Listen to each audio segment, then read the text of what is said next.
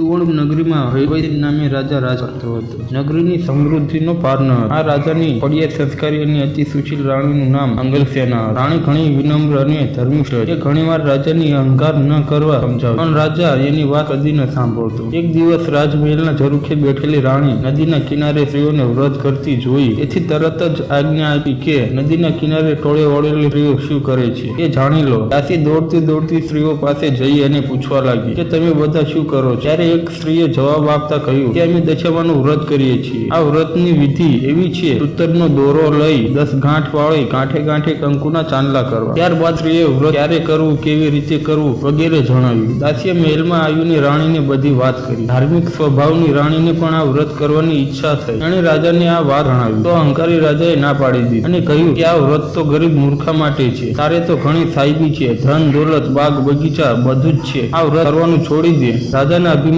ભરેલા વચન સાંભળી રાણીનું દિલ દુખાયું. એ જાણતી હતી કે ગમે તેવી સમજાવતી છતાં અભિમાની રાજા એકનો બે નથી થવાનો. રાજાએ અભિમાનમાં દશામાના વ્રતનું અપમાન કર્યું. તેથી દશામાના ક્રોધનો પાર ન રહ્યો. તેથી રાજાના સ્વપ્નમાં આવી એક જ શબ્દ કહ્યો, પડું છું. પછી બીજા દિવસે પડોશી રાજા લશ્કર સાથે ચડાઈ કરવા આવ્યો. આવા અણધાર્યા હુમલાથી રાજા અભયસિંહ ગભરાયો. જીવ બચાવવા રાણી અને બંને બાળકોને લઈ જંગલના રસ્તે ભાગ્યો. રાણી અંગસેના મનમાં સમજે છે કે પોતાના પતિના કરેલા દશામાના વ્રતના અપમાનની જ આ દશા પ્રાપ્ત થઈ છે. પછી તો ઘોર જંગલમાં રાજા રાણી ઉઘાડા પગે ચાલ્યા જાય છે. દુઃખ અને થાકનો પાર નથી. એવામાં કુંવરોને તરસ લાગી છે. એટલામાં એક વાવ આવ્યું. રાજા પાણી લેવા વાવમાં ઉતર્યા તો દશામાં એ અદ્રશ્ય રહીને બંને કુંવરોને ખેંચી લીધા. કુંવરોની અદ્રશ્ય થઈ જોઈ રાણી આલાપ કરવા લાગી. રાજા પણ મનમાં સમજી ગયો કે નક્કી આ દશામાનો ક્રોધ છે. એ રાણીને સમજાવે છે કે જેણે આપે એણે લઈ લીધા, હવે એ જ આપશે. રુદન કરતી રાણીને સમજાવતો રાજા આગળ ચાલ્યો. થાક ના લીધે બંનેના પગ ઘસાય છે, પીડાનો ભાર નથી. એવામાં રસ્તામાં એક વાડી આવી. રાજાને થયું બે ઘડી આરામ તો મળશે, પણ રાજાએ જેવો વાડીમાં પગ મૂક્યો ત્યાં તો ફૂલો કરમાઈ ગયા. વાડીનો માલિક વિચાર કરે છે કે નક્કી માણસ પાપી પગલાનો છે. તેથી માળી લાકડી લઈને રાજા રાણીને મારવા દોડ્યો અને રાજા રાણી માંડ માંડ બચીને ભાગ્યા. જીવનથી હતાશ થયેલા ભિખારી જેવી હાલતમાં બંને નગરીમાં આવ્યા. એ નગર રાજાની બેનનું હતું. રાજાની આશા હતી કે બેન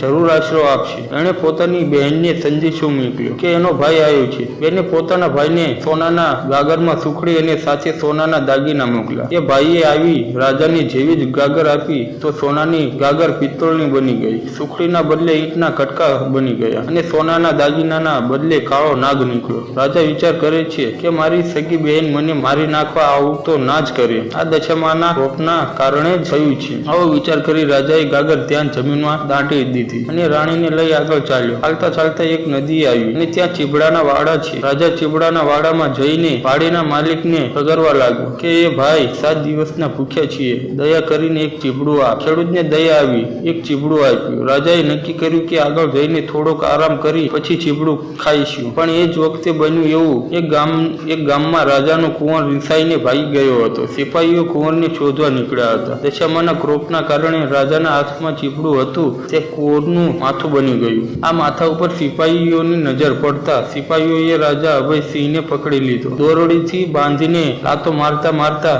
નગરમાં લઈ ગયા. નગરના રાજાને બધી વાત કરી. નગરના રાજાએ પોતાના કુંવરની હત્યાના બદલે અભયસિંહને ખાલી કોઠડીનો હુકમ આપ્યો અને બંદી બનાવીને નાખી દીધો. આમ રાજા વગર વાંકે કેદ થયો. તેથી રાણી અંગસેના ઉપર તો દુઃખનો પહાડ તૂટી પડ્યો. જંગલમાં જતી અને લાકડાનો ભારો લાવતી અને તે વેચીને જે પૈસા મળે તેનાથી પેટનો ખાડો પૂરતી. પછી તો આમ દિવસો વીતવા લાગ્યા અને અષાઢ મહિનો આવ્યો અને રાણીએ અષાઢ મહિનાના દિવાસાના દિવસે દશામાનું વ્રત પ્રારંભ કર્યું. દશામાના 10 દિવસ સુધી નકોડા ઉપવાસ કર્યા અને માની ભક્તિ કરી. ત્યારે અંગસેનાની ભક્તિ જોઈ દશામાનો ક્રોધ શમી ગયો. પછી તો માએ રાણીને આશીર્વાદ આપતા કહ્યું કે જા, કાલે તારો પતિ પાછો આવી જશે. અને એ જ રાતે ગામના નગરના રાજાને સપને જઈ દશામાએ આદેશ આપ્યો, તે જે માણસને કેદમાં પૂર્યો છે તે નિર્દોષ છે. તારો કુંવર તો એના મોસણમાં લીલા લહેર કરે છે, સવારે પાછો આવી જશે. સવાર પડતા જ કુંવર પાછો આવી ગયો અને રાજા પોતે જઈને અભયસિંહને કેદમાંથી મુક્ત કરે છે. પછી તો રાજા રાણી સુવર્ણપુર આવવા નીકળી પડ્યા. રસ્તામાં બહેનનું નગર આવ્યું. રાજાએ ઓલી ગાગર દાટી હતી તે જોઈ ત્યાં તો ગાગર સોનાની અને અંદર સુખડી અને સોનાના દાગીના નીકળ્યા. એટલામાં બહેન આવી આગ્રહ કરીને તેમને ઘરે લઈ ગઈ. એ દિવસ રોકાઈને રાજા રાણી આગળ ચાલ્યા. રસ્તામાં એક વાવ આવી. ત્યાં તો દશામાં એક ડોશીનું રૂપ લઈને ત્યાં ઉભા છે અને બંને કુંવરો તેમની આંગળી પકડીને ઉભા છે. રાજા રાણી તરત જ માતાજીને ઓળખી ગયા.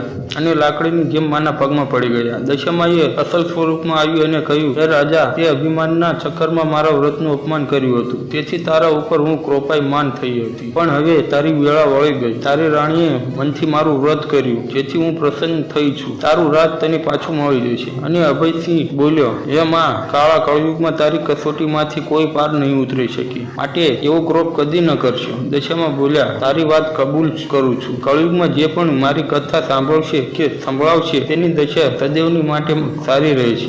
કહી દશામાં અદ્રશ્ય થઈ ગયા. રાજા રાણી પોતાના બંને કુંવરોને લઈને પોતાના રાજ્યમાં આવ્યા અને આમ રાજા રાણી આનંદપૂર્વક દિવસો પસાર કરવા લાગ્યા. તો મિત્રો, આવી જ કથાઓ અને વાર્તાઓ સાંભળવા માટે અમારી ચેનલ મહાકાળી ડિજિટલને સબસ્ક્રાઇબ કરો. જય દશામાં.